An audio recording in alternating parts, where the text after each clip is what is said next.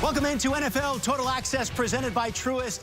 I'm Omar Reese, and the calendar has turned to September, which means the countdown to kickoff is now in high gear. Of course, we're talking Bucks and Cowboys. We'll also be breaking down Chiefs-Browns, which could be the game of the week, week one. We start in Dallas, where the Saints continue to practice after being displaced by Hurricane Ida. The biggest football question for the team is where their season opening game against Green Bay will take place. For more on that, let's bring in Mike Garafolo, because that question has now been answered. Mike?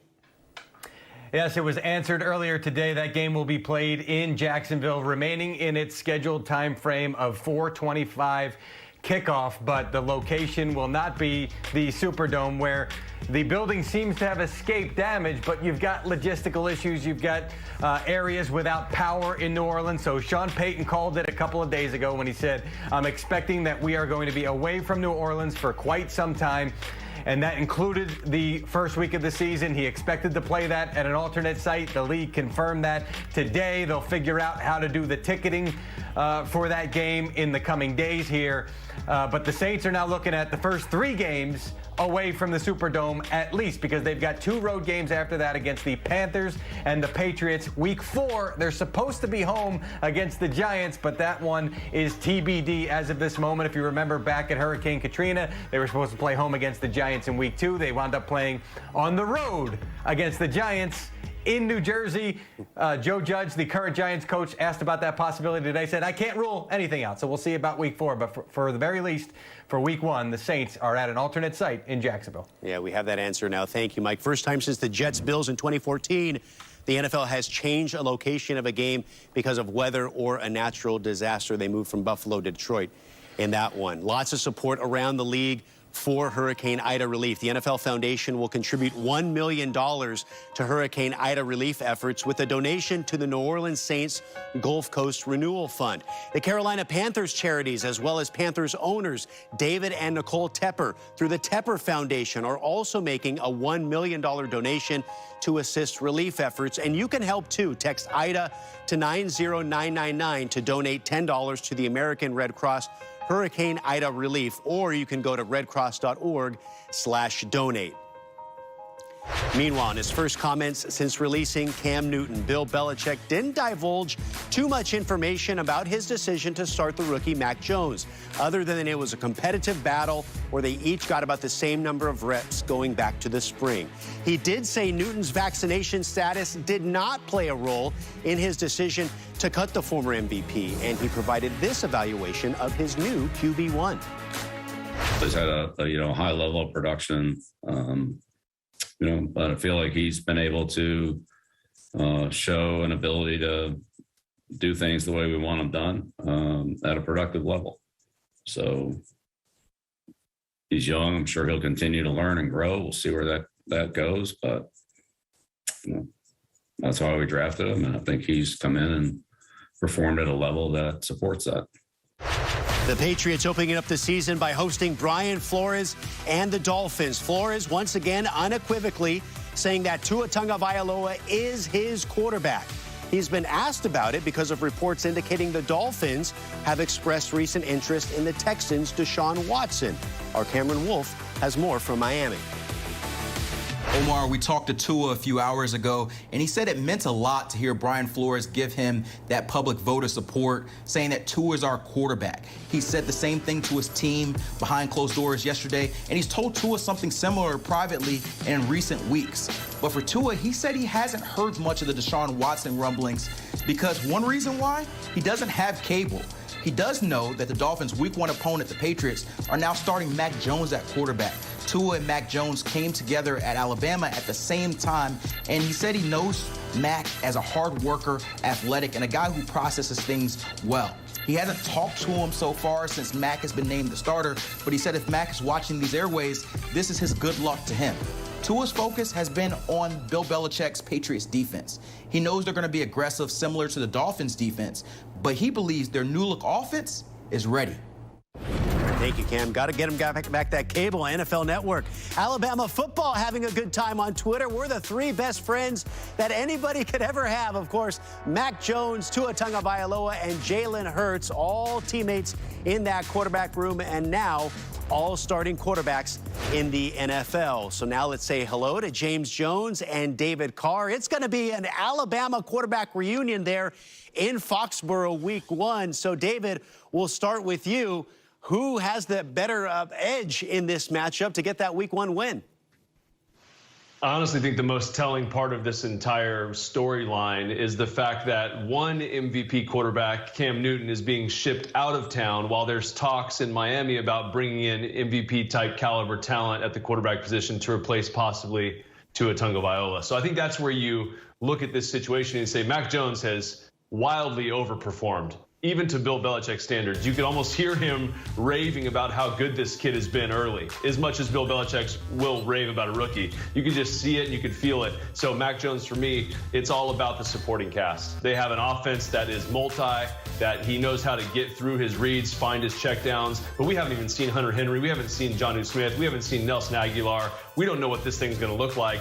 And this kid is already ripping through progressions like a seasoned vet. So right now, I think the edge is with Mac Jones. Tua obviously still has a lot to prove to himself, to his head coach, to his team. But it's going to be a great matchup. But Mac Jones, I think, has a slight edge right now. I like the DC. The way I see this going, one of these rookies got to come out with a W. And I think it's going to be, I think it's going to be the guy that makes the fewest mistakes. Do not turn the football over. If you could go out here, if you're Tua, if you're Mac and Cheese, if you could go out here and you could take what the defense gives you, don't turn the ball over. Both of you guys have very good defense. The Dolphins have a good defense. Patriots got a good defense. The guys they have over there. This game is going to come down to the quarterback that doesn't make that mistake. One of them's going to make it, I promise you. One of them's turning the football over. One of them's not going to have a good day on third down. It's going to happen. But the guy that can do that, the guy that can be efficient on third down and not make those little mistakes is going to come out of this ball game with his first W. And the guy that does make the mistakes is coming out of week 1 with his first L. Of course, Tua didn't become the starter until later in the year last season. So both these quarterbacks making a week 1 start for the first time in their careers. And Bill Belichick starting a rookie quarterback week 1 for the first time in his career. Of course, Mac Jones, one of 5 quarterbacks taken in the first round of the NFL draft this offseason. Trevor Lawrence and Zach Wilson will join him as week 1 starters. Kyle Shanahan yet to make it official, but all signs pointing to Jimmy Garoppolo remaining the 49ers starter, while Matt Nagy has said Andy Dalton will start in L.A. week 1, Sunday Night Football for the Bears, which means those 2 vets will have Trey Lance and Justin Fields waiting in the wings. And by waiting in the wings, I mean bringing the neck down with the hair breathing down the backside of their neck. They are chasing both fan bases, clamoring to see their rookies. So, David, again, we'll start with you. How do these veterans keep those rookies from taking those jobs?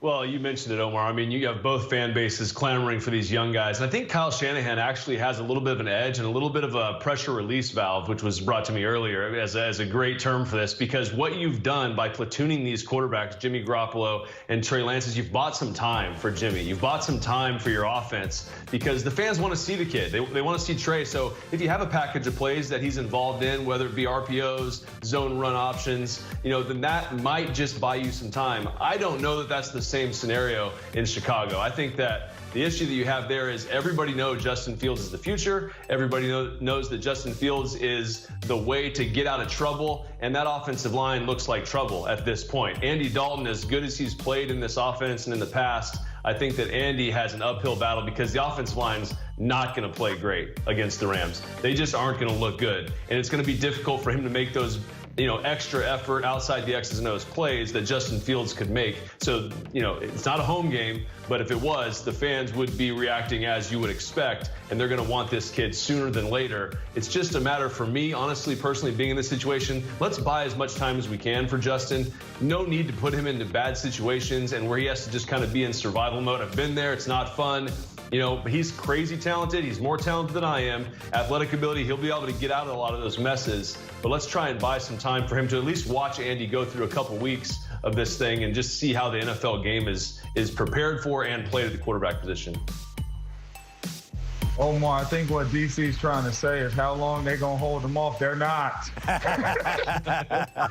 These young fellas off. These young fellas are going into the football game, and in my humble opinion, they are going in very, very, very soon. It could be week 1, it could be week 2, but they are going into this football game. This football game very soon. They are the best players for their football teams. Trey Lance is going to give his team the best chance to win, and so is Justin Fields. So the answer is they're not going to hold them off. Them young fellas is winning the game. They're going to play at a high level. They both are in very good situations. DC touched on it. They both can make plays with their legs, get out of the pocket, buy some time for those receivers to get open, create plays, play breaks down. Let's get a first down with our legs to keep this drive going. But those veterans, Jimmy G, Andy Dalton, are not holding these young fellas off alone. So you're saying it's only a matter of time before we see those fellow first-round picks in the lineup. Time now for the latest headlines, and we welcome back Mike Garafolo. Mike, COVID remains an issue in the NFL. Seemingly on a daily basis, we're reporting one way or another how it's impacting life in the league. What more can you tell us about the Chiefs and one of their superstars? Yes, Tyrann Mathieu added to the COVID list after testing positive, depending on his vaccination status, as we've explained repeatedly. If you are not vaccinated, you're down for 10 days. If you are vaccinated, then you're able to return as soon as you have back-to-back negative tests separated by at least 24 hours. So we'll see about Mathieu. He's obviously going to miss some time here as the Chiefs. Not a big deal. He's a smart player.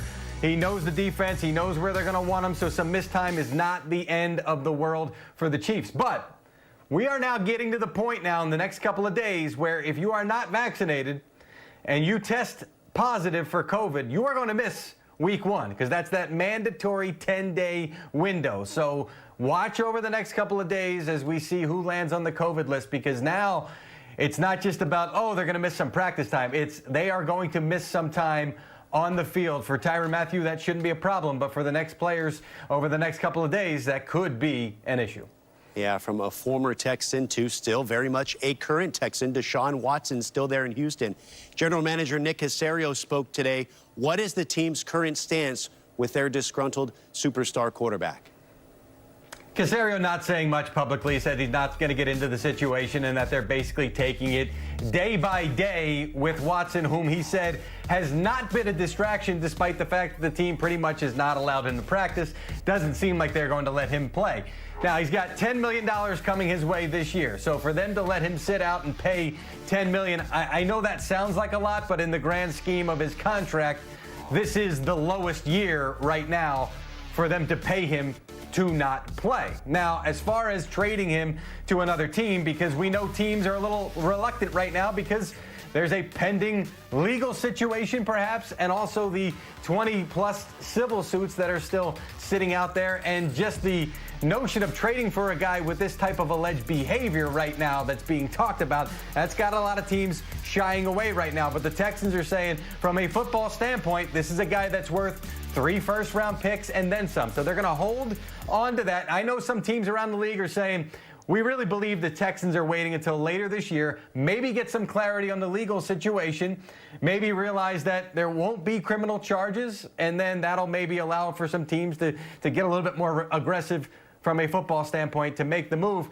Plus, then you know which teams are struggling a little bit, and the draft picks you're getting back are going to be worth a little more. We'll see how long it takes. Could be up to the trade deadline. Could even be after the season, Omar. Yeah, Mike, that asking price remains seemingly historically high. Much more from Mike coming up a little later. Still to come, let's talk Rams. They have at least one generational player on defense, arguably 2.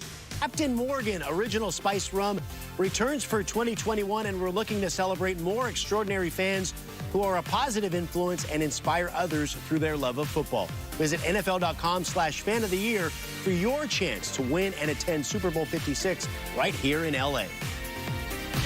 Our next guest spent 9 years in the NFL as a punishing running back for the Oilers, Titans, and Cowboys. He was the 1996 Offensive Rookie of the Year and a 4-time Pro Bowl selection. He's been a star on stage and in the broadcast booth, but his latest role is as head coach of the Tennessee State football team. Welcome in Eddie George, Titans legend. We should call you now Coach George, set to make your head coaching debut on Sunday. as your Tigers take on the Grambling State Tigers in the Black College Football Hall of Fame Classic in Canton, Ohio. How you feeling, Eddie, 4 days before making your debut there in the state of Ohio, where you became a college football legend? Yeah, absolutely. I'm feeling pretty good right now. Mixed emotions of excitement, nerves, anxiousness, just the whole thing that goes into this, getting the kids ready and myself prepared for my first coaching debut in the state of Ohio, like you mentioned, where I played for so many years. It's an honor and a privilege, first of all, to be a head coach at a historic Black college like Tennessee State, and to play against Grambling State in Canton, Ohio. It's also a tremendous honor. But I can't get so caught up in the moment that I have to, coach this team to a victory. So it's it's a dream that I could never have created on my own. It definitely has come from God, this opportunity, and I'm just living in it. We mentioned your successes, many successes in your post-playing career, in acting, in broadcasting, in finance. What led you to coaching here and now? That is a wonderful question. A year ago, I did not see myself as a head coach. I wasn't thinking about coaching. The only thing I was doing was coaching myself on the golf course on how to hit a driver straight and a 9-iron straight, working on my businesses. When I was presented with the opportunity, I was not gung-ho about it at first, but after doing my due diligence, did a lot of soul searching, it made sense of, okay, this could be a natural step for me. And once I realized that, hey, I asked myself the question, would I regret this on my deathbed of not taking this opportunity, a once-in-a-lifetime opportunity? It's not afforded to, a lot of people. To go from no coaching experience to being a head coach at a prestigious school like Tennessee State,